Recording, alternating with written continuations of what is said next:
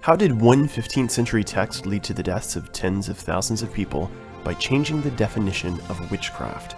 Find out this week on Footnoting History.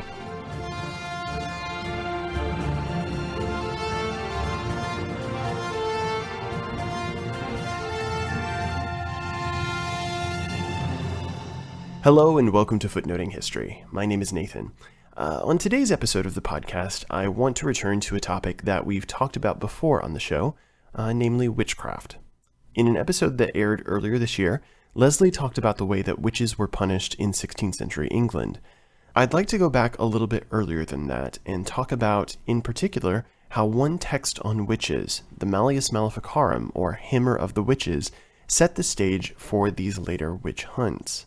Now, in order to understand why the Malleus was so significant, we need to talk for a moment about what sorcery is and the context in which this text was written. I say sorcery because our modern notion of what witches are and what they do is kind of filled with a lot of cultural baggage, some of which comes directly from the Malleus. The concepts of sorcery and magic are very old ones, and within the Judeo-Christian tradition, these practices were banned in the oldest of scriptures, the Torah. Exodus 22:18, for instance, says, "You shall not allow a sorceress to live." Certainly in the Middle Ages, there was a lot of traditional or popular belief that certain people were capable of supernatural acts, some beneficial and some harmful. The Middle Ages also recognized two levels of magic. On one hand, there was high or learned magic, which was more like a kind of arcane knowledge and involved complex rituals that, for example, invoked angels to bind demons to do the summoner's bidding. I read an example of one of these rituals in one of our Halloween episodes a couple of years ago. The other kind of magic was low magic, or sorcery, what we might term witchcraft. This was a kind of magic that sought to circumvent the natural, divinely ordained order by supernatural means, and through spells, incantations, potions, and the like, cause harmful acts, or maleficium, literally means evil acts or evil deeds. Things like freak hailstorms, causing crops to fail, cattle to die, using love potions, that sort of thing. However, in theological terms, from about 900 AD, the Catholic Church proclaimed that anyone who believes that they have magical powers is in fact believing a lie. This position is most clearly delineated in a part of church law, or canon law, called the Canon Episcopi, which says, quote, "Bishops and their officials must labor with all their strength to uproot thoroughly from their parishes the pernicious art of sorcery and evil acts, maleficia, invented by the devil, and if they find a man or woman follower of this wickedness, to eject them foully disgraced from the parishes. It is also not to be omitted that some unconstrained women, perverted by Satan, seduced by illusions and phantasms of demons, believe and openly profess that, in the dead of night, they ride upon certain beasts with the pagan goddess Diana, with a countless horde of women, and in the silence of the dead of night, to fly over vast tracts of country, and to obey her commands as their mistress, and to be summoned to her service on other nights. But it were well if they alone perished in their infidelity, and did not draw so many others into the pit of their faithlessness. For an innumerable multitude, deceived by this false opinion, believe this to be true, and, so believing, wander from the right faith and relapse into pagan errors when they think that there is any divinity or power except the one God. Wherefore the priests throughout their churches should preach with all insistence to the people that they may know this to be in every way false, and that such phantasms are sent by the devil who deludes them in dreams. Thus Satan himself, who transforms himself into an angel of light when he has captured the mind of a miserable woman and has subjected her to himself by infidelity and incredulity, immediately changes himself into the likeness of different personages, and deluding the mind which he holds captive, and exhibiting things both joyful and sorrowful, and persons both known and unknown, leads her faithless mind through devious ways. And while the spirit alone endures this, she thinks these things happen not in the spirit, but in the body. As this passage indicates, the Canon Episcopi, first of all, makes a connection between witchcraft and women, and it makes it clear that the official church position is that these women do not do the things that they claim, flying through the air and performing magic, but are instead tricked into thinking that they do so by the devil. As a result, trials for witchcraft were relatively rare in the Middle Ages. They existed, but not in large numbers. All this begins to change in the 15th century. Over the course of the century, a new strain of thinking regarding the nature of witchcraft began to emerge, largely because of the writings of a number of Dominican friars. The Dominicans were a religious order of the Catholic Church, founded in the early 13th century by St. Dominic de Guzman, for the purpose of eradicating heresy through preaching and teaching. Because of this, they also tended to make up a large portion of the inquisitors of the Catholic Church. Now, the word Inquisition for us has a very specific connotation, largely because of the Spanish Inquisition, founded in the late 15th century, but the medieval Inquisition was designed to ferret out erroneous or dangerous beliefs and practices in the Christian Church. In other words, heresy. And I've talked about this before in my previous episode on Béatrice de Plenesol. But witchcraft, since it technically didn't exist, it was a delusion in the eyes of the Church, wasn't as big of a concern as you might think. Occasionally there would be accusations of magic in inquisitorial proceedings, but they were rarely, if ever, the main focus. Over the course of the 15th century, however, some Dominican tracts began to question the accepted nature and categorization of witchcraft. The work Formicarius, which means anthill, by the Dominican Johannes Nieder, for instance, suggested that witches were real, and some of the acts they performed were real. Sorcery was only part of his work, though, and most of Formicarius is concerned with other topics. Nevertheless, there seems to have been an increasing concern over the activities of witches in this century.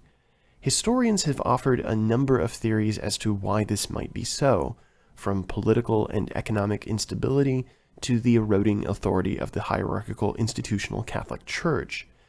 Whatever the cause, by the 1480s, at least one man, the Dominican friar Heinrich Kramer, was firmly convinced that witches and their maleficent acts were real, and, moreover, that far from being deceived, these women were in league with the devil himself, and received the power to perform their deeds from him. Kramer was born in the town of Schlettstadt in Alsace, in what was then part of the Holy Roman Empire, but today is in eastern France, just a few miles from the modern Franco-German border. He joined the Dominican order sometime in his 20s and pursued a theological education, eventually becoming a professor of theology, and later an inquisitor appointed to German territories. In his professional life, he preferred to use the Latin form of his last name, Inquisitors. Kramer in German means shopkeeper, and the Latin word for shopkeeper is institutor. As an inquisitor, Kramer pursued his vocation with particular vigor, perhaps, in fact, too much vigor, as he was censured by bishops and even his own order several times during his career. On at least one occasion, he was even accused of theft and embezzlement of funds, though he was never convicted. However, he did enjoy papal favor, and by 1484 was appointed as chief co-inquisitor of the German lands east of the Elbe River, along with Jacobus Springer, who would be his co-author of the Malleus Maleficarum. During his long experience as an inquisitor, Kramer encountered more and more evidence of what he believed were the diabolical activities of witches in his inquisitorial territories, and so, together with Springer, he set about writing a treatise on this pernicious threat to Christian society. This was the Malleus Maleficarum, the Hammer of the Witches. The Malleus is often labeled as one of the first witch-hunting manuals for inquisitors. The fact is that isn't really the Malleus's purpose, and the part of the Malleus that does concern the prosecution of sorcery borrows heavily from another Dominican inquisitor, Nicholas Emmerich. The goal of the first section of the Malleus is in fact to overturn nearly 6 centuries of canon law precedent regarding the nature of witches. This first part, I should note, is the one which probably includes most of the sections written or edited by Springer, who was a bit more academic than Kramer, and was, in his professional life, much more concerned with getting people to pray the rosary. One 19th century historian even suggested that Springer's name was appended to the work later, but this is highly unlikely as the work was printed during Springer's lifetime, and he would almost certainly have corrected the error. The Malleus opens first with a justification for its writing, in which the authors attribute the rise in sorcerous practice to the coming of the end of days. This is followed by a papal letter or bull issued to Kramer and Springer in 1484, which offers support for their mission, saying, quote, "It is not without great vexation that it has recently come to our," the Pope's, hearing that in some parts of Upper Germany, as well as in the provinces, cities, lands, places, and dioceses of Mainz, Cologne, Trier, Salzburg, and Bremen, very many persons of both sexes have forgotten their own salvation and deviated from the Catholic faith. Committing abuses with incubus and succubus demons, they have no fear of using their incantations, chants, and conjurations, and other unspeakable superstitions and acts of sorcery, as well as excesses, crimes, and misdeeds, in order to bring it about that the offspring of women, the progeny of animals, the produce of the earth, the grapes of the vines, and the fruits of the trees, as well as men, women, work animals, cows, sheep, and other animals of various kinds, and also the vines, orchards, fields, pastures, wheat, grain, and other crops of the earth, are killed, suffocated, and wiped out. They also afflict and torture these men, women, work animals, cows, sheep, and animals with terrible pains and torments, both internal and external, and keep the men from fathering children, and the women from conceiving by impeding their ability to render the conjugal act to each other." End quote. Impeding the ability to render the conjugal act in this case meant causing not only impotence, but in some cases creating an illusory glamour to make it seem like the man's penis had disappeared. The bull is then followed by a written testimony of several university theologians that the work is orthodox and not itself heretical, and then the Malleus begins laying out its case for the reality of witches and the description of their activities. While witches may be of both sexes, the Malleus argues that women are particularly easily seduced by the devil, both spiritually and physically. They are often lured by desperation, desertion of husbands and lovers, or desire for vengeance into a pact with the devil, because they can receive no relief in this life or they experience a tremendous loss of some kind. Rather than accepting strength from God, they want an easy way out. Women are also supposedly less rational or intelligent than men, which makes them more gullible to the devil's arguments. They are, moreover, ensnared gradually, doing small things at first, like avoiding the Eucharist or confession, and building up to larger and larger sins, until, like the allegorical frog who is boiled alive because the heat is turned up gradually, they are in too deep. And so, usually convinced by other witches, they go out into the forest to a secret gathering called a sabbat. Once they become witches, the devil enables them to fly to these gatherings. There they pay homage to Satan, and then they seal the unholy pact by having sex with a demon. There is dancing, revelry, and all sorts of debauched behavior, perhaps the consumption of a baby or two, before they return home, empowered to perform maleficia and promising to bring other people into this pact with the devil. Thus, witchcraft, under Kramer and Springer's definition, becomes diabolical and satanic in a way that it had never really been before, and allows them to take the extraordinary step of labeling it as a heresy. But even here, they make an unusual case in the third section of the work on prosecuting witches. By the 15th century, torture was a regular part of heresy inquisitions, mostly as a persuasion mechanism. Better that your body hurt for a short time than the soul to burn for eternity.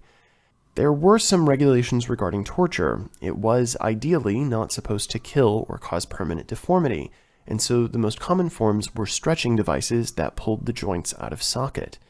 There was also an awareness in the Middle Ages that an accused person will say almost anything to cause the torture to end, and so any confession made under torture had to be repeated out of torture. But Kramer and Springer suggested that the torture itself could reveal the presence of a witch, as the devil empowers witches, especially women, not to cry when they are tortured. Which brings us to an important point. Is this work misogynistic? The short answer is, well, yes. But as Christopher McKay points out, it depends on what you mean by misogynistic. It does address sorcery as a phenomenon afflicting both sexes. We also saw that in the Papal Bull as well. But it does say that women, particularly uneducated peasant women, are more likely to be witches because of their gullibility, weakness, and the ease with which they are persuaded into sin. Now, this was a view not unique to the Malleus. This position was espoused by other medieval texts as well. However, Kramer, as an inquisitor and as the author of this and other works, seems to have been a little obsessed with female sexual behavior. While married women were, in his view, equally susceptible because they have known sexual pleasure, Kramer suggests that the devil has a particular interest in corrupting virgins, and while the Malleus does provide examples of women who have resisted diabolical advances by, say, making the sign of the cross, it also talks about instances where virgins have been seduced, especially, as Janine Peterson points out, ones who were already intending to commit fornication. The authors also have to overcome a major theological hurdle in all of this, namely, how does the devil have the power to act in the physical realm? Their answer is that God allows the devil to act through his agents, witches, in order to both test humanity and to punish it for its wickedness.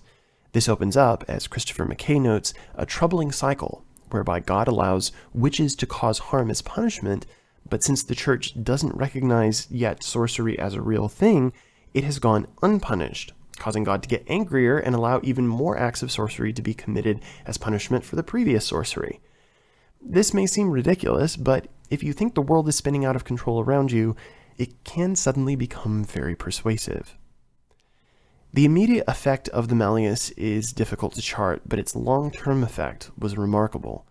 It was reprinted 8 times in the first decade after its original publication in 1486, and then in 16 more editions up to 1669.